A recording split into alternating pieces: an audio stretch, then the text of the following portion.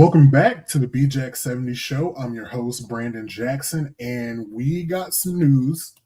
A couple of things happened this week in the NFL that we'll get into, and we'll get into my thoughts about the receivers at the combine and the rest of the quarterbacks at the combine. But before we get into it, just want to say thank you for watching. Appreciate you. Thank you in advance for hitting that like button, hit that subscribe button, sharing to your Twitter, to your Instagram story, to wherever you see fit. I appreciate you, and I know you're going to do it. So thank you. But let's get into it. Let's just go. Let's just jump right into it. I'm recording this on Thursday. You're seeing this Friday. Out of nowhere, DJ Moore got traded to the Buffalo Bills. Well, it's not official yet. Won't be official until the league year starts. But the Chicago Bears are going to trade DJ Moore to the Buffalo Bills. And let me just take you through, what I was thinking as this news broke. Because I had I write notes and about what I'm going to talk about on the podcast. So obviously I'm going to talk about DJ Moore. So the notes that I had is I still got okay. I said literally not sure on compensation yet, but it feels like a win-win. At that point, the compensation for the DJ Moore trade had not been announced, not been reported yet. And it said a mid-round pick. So I was like, yeah, sure, of course. DJ Moore to the Bills, it is a win-win. Like Bills, if DJ Moore has, anything left, we'll be able to figure it out with Josh Allen. He'll be their number one, most likely.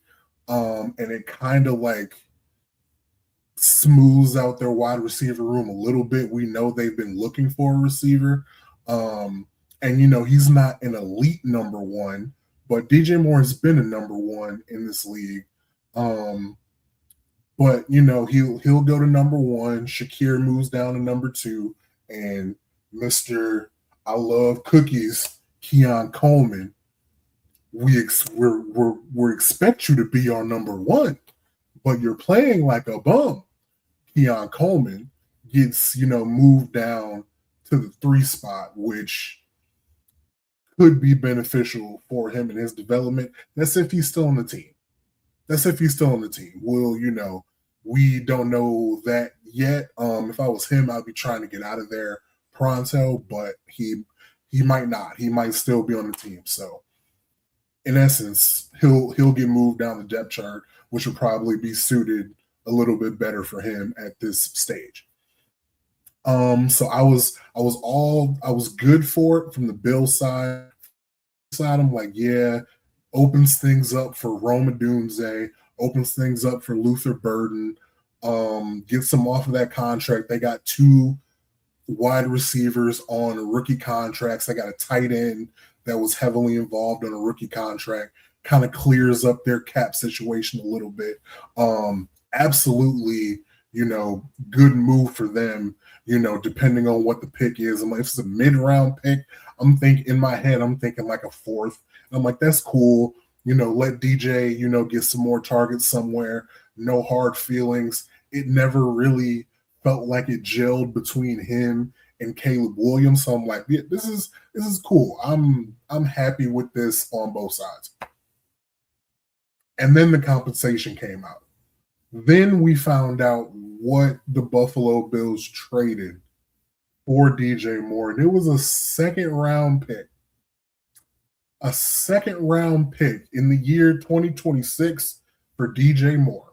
Now, I want to be careful. I don't want to disrespect DJ Moore. I like DJ Moore as a player, as a receiver. I was very excited for him when Caleb Williams got drafted.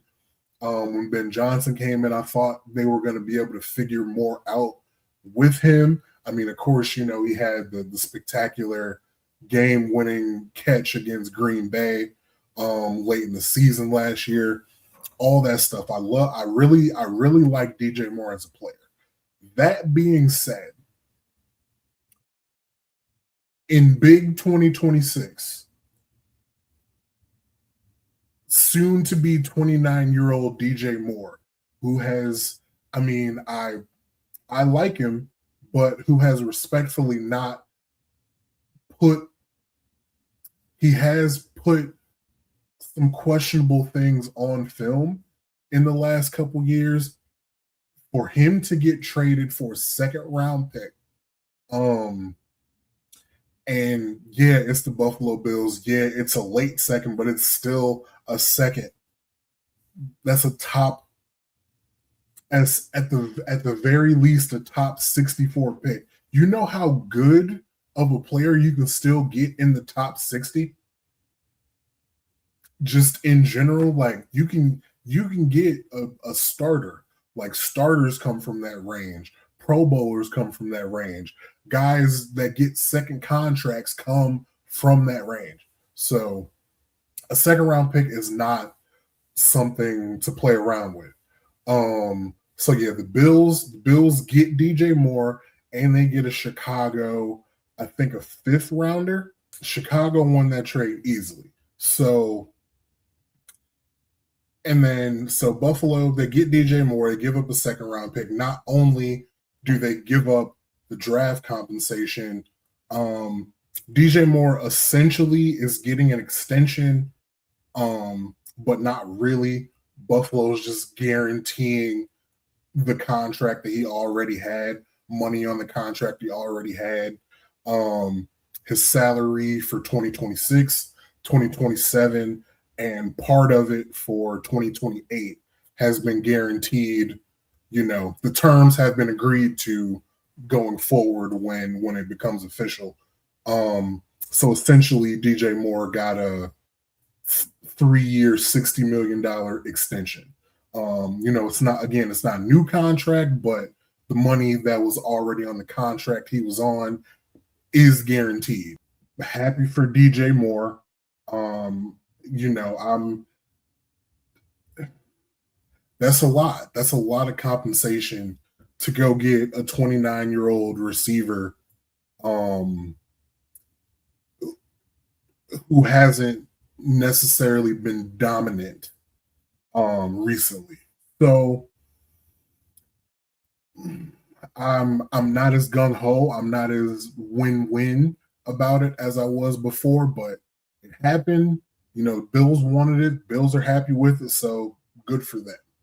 Um, but one thing though, um, if you're a Browns fan, or if you're a team that needs a receiver and you wanted to go get Chris Olave, unless you're giving up a good first rounder, you're not going to get him. And I mean, AJ Brown, who's on the trade block right now, if you want to go get AJ Brown, it's going to have to be a first rounder and some more stuff. Like it's not just going to be a first rounder for AJ Brown. Like it's going to be a first rounder and a little bit more stuff on along with that to get AJ Brown. So there's a lot of GMs that are happy right now. Philadelphia's GM is happy right now. New Orleans' GM is happy right now. Um, but again, if you're Andrew Berry of the Browns trying to go get a receiver, you're not happy. If you're who else is looking for a receiver who wants to get if you're the Patriots right now, you're not happy. So yeah, the wide receiver trade market, is what it is now. That's the price. If you want anybody better than DJ Moore, is going to be a first. I'm sorry. That's just what it is now. And move accordingly. So next thing I want to talk about is we haven't, really talked about, officially Kyler Murray is going to be released from the Cardinals. They informed him. He put out a little thank you Arizona, Instagram post or whatever. He's getting cut. He's going to be available for the league minimum, because Arizona has to pay him his money. So he's gonna get everything he's owed from this year. He's gonna get everything that he's owed on his contract this year from Arizona, and the team that picks him up in free agency is only going to have to pay him $1.3 million. So he's basically free for a year. Several teams should be doing their due diligence and figuring out if he wants to show up. We've done on here the teams that need a quarterback, but it feels obvious. Minnesota should be the team that is first in line. If Minnesota wants him, he should probably go there. But who knows what they're thinking, because they, before Daniel Jones got transition tagged, not transition tagged or non-exclusive to whatever, Daniel Jones got tagged, not the franchise tag, but another tag, basically a restricted free agent. Vikings wanted to go get Daniel Jones coming off Achilles surgery. So I don't know what they're thinking in Minnesota. But somebody's going to get a bargain at quarterback. Somebody's going to get Kyler Murray for basically free, and they should be jumping for joy. But yeah, just wanted to throw in there also the Sacramento Athletics of Major League Baseball. They said, hey, we still got Kyler Murray's rights as a baseball player. If he wants to come, we'll bring him in still. We'll bring him in still. So I highly doubt that comes up and that becomes a thing. But if Kyler wanted to, he could still go play baseball. Famously was a first-round pick of the Oakland Athletics. Now they're in Sacramento for a year before they head over to Vegas. So yeah, I'm sure they, anything that will sell some tickets, they would do. So there's that. But I was watching the gauntlet, them catching the balls back and forth, and that's a really good drill to see like body control and like how good they can actually catch. Colby Young had some great reps doing that. And him like with the quarterbacks deep ball, I really like what I saw in Colby Young. Not a guy that I was paying attention to a whole lot, but he's on my radar now. Same thing with Jacoby Lane. He was more on my radar. He's not, one of these first round, top of the second round-esque receivers, but I really like Jacoby Lane. Really like him as well. Thought he did great in the gauntlet and the running the routes on air as well. But the guy who really, really caught my eye, and it's not surprising because he's high on a lot of people's boards, but Makai Lemon in these drills, besides the one where he didn't run, he wasn't paying attention, and we've all seen that one. But Makai Lemon in these drills was really showing what type of athletic gifts that he has. I think he's going to be a really good receiver. His attitude and his character be damned. I don't know if he's like they say, they're saying the reporting is he bombed his interviews at the combine, wherever I heard that one before. And it doesn't necessarily really matter at receiver. Like, I've heard no character issues about like how he conducts himself in society. So I'm okay with it, because at receiver, you can get away with some stuff, basically is what I'll say. And he might be good enough at receiver to get away with some stuff. So I'm really high on him. Not, pick six high on him, but I think he'll definitely a first rounder, obviously, but somewhere, in the teens he might settle into. I don't really have the draft order in front of me, but yeah, somewhere in the teens it probably settles into. Um KC Concepcion. I really enjoyed him, really like him as a football player. Um, and then Zachariah Branch, also from Georgia, looked better than I expected, doing the wide receiver stuff.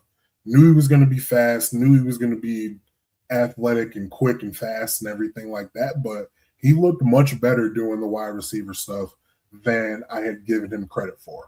They had Tate at an official 4.54, I think it was, but then like immediately after, you got Adam Schefter on Twitter saying that GMs in the building doing their own times had him at a 4.46, 4.47, like definitely a 4.4 and not a 4.5 guy. That was kind of weird, but it doesn't really matter. Like he runs a four. Like if he does run a 4.5, that's well over the threshold of being a good wide receiver in the NFL. And if you look at Tate's game, it's not blazing downfield speed. It's attacking the ball. It's separation. It's body control. It's not straight line blazing down the field speed. So this didn't really ring any alarm bells for me. If it was a 4.5, I don't care. He's still wide receiver one, still probably. I hesitate to say a top 10 pick because I don't know where he'll fall in the top 10, but he probably still wide receiver one off the board, so that didn't bother me. And then last but not least, these quarterbacks, um, Fernando Mendoza didn't participate. Cool, didn't need to. He's quarterback one. Ty Simpson, bar none, quarterback two. You can see it. You can see how he moves, what he throws. There's not a debate. There's no debate over who quarterback two is. The debate is where you take him as quarterback two. Somebody's going to take him in the first round. I don't believe that's probably a good idea. As far as who, like the big question is who's quarterback three.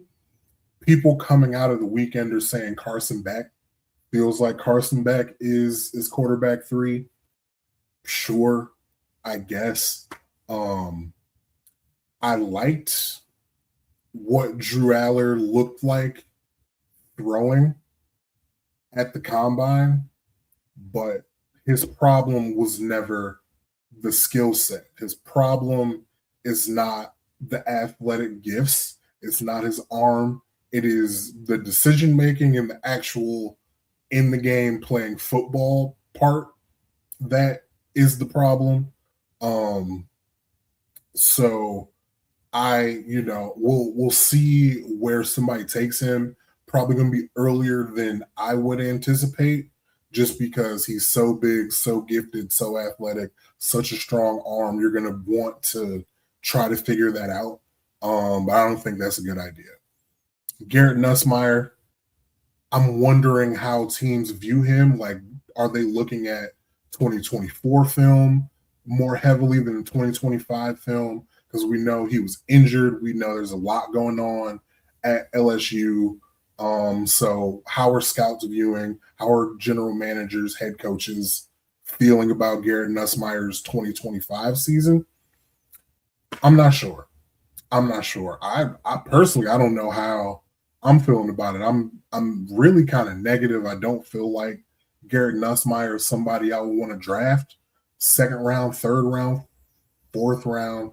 I mean that like most of these quarterbacks, I'm looking at them like once you get past Mendoza and Simpson, I'm looking at them in the Dylan Gabriel, Shador Sanders range, third to fifth. Um, but it's the NFL. It's a quarterback league. Everybody's going to try to find, the next Dak Prescott in the fourth, next Jalen Hurts in the second, the next Tyler Shuck in the second. So we'll see how it goes. But that is that's what I thought coming out of the combine. Yeah, man, appreciate you guys being here. Appreciate you listening. Um, yeah,